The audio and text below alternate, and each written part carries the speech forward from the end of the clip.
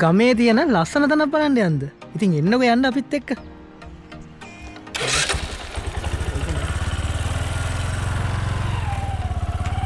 අද අපි මේ යන්නේ බලංගොඩ කඳුකරේ ලස්සනම ස්වභාවික තැන්වලින් එක තැනකට. ඉතින් මේ තැන බලංගොඩ රත්නපුර ඒ අවට අය නම් ගොඩක් අය දන්නවා.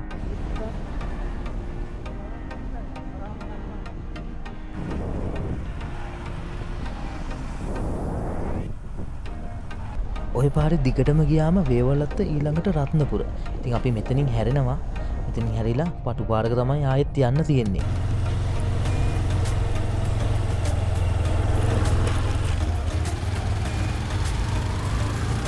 ඇත්තටම මේ පාර ගොඩක් සෞතුයි. ඉතින් තව උඩහට යනකොට හොස්පිටල් එකක් තියෙනවා. ඉතින් ඒකේ ඇම්බුලන්ස් එකක් එහෙම තියෙනවා. ඉතින් ඇම්බුලන්ස් එකක් වුණත් මේ පාරේ යනකොට ලෙඩෙක් එහෙම එක්කන් බොහොම අමාරුයි.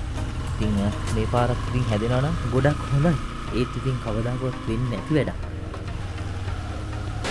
හරි අපි දැන් එහෙනම් මේ ලස්සන තැනට ඇවිල්ලා තියෙන්නේ. ළඟටම ඇවිල්ලා තියෙන්නේ. ඉතින් අපිට පේනවා ඉතින් මේ ලස්සන තැන.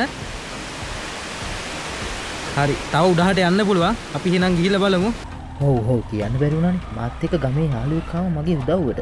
එයා තමයි මේ ඉන්නේ. දැන් ඉස්සරහින් පහළට බහින්න තියෙන්නේ. ඉතින් අපි යන ගමන් ඉන්නේ දෙන්නත් එක්ක. එතනින් පහළට තමයි බහින්න තියෙන්නේ.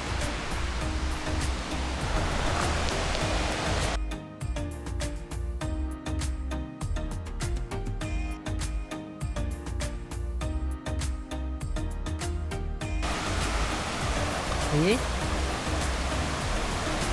ගල් ටිකක් ලිස්සන ඇති තසුන්.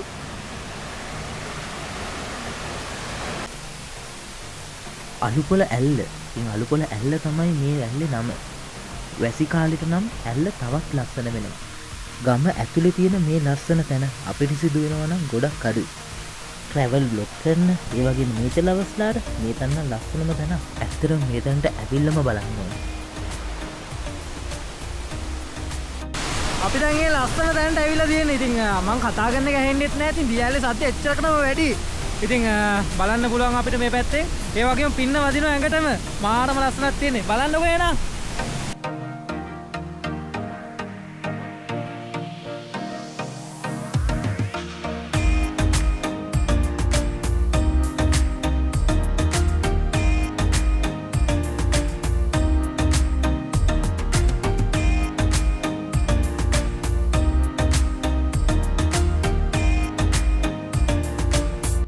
එහෙනම් අදට මෙතනින් ඉවරයි.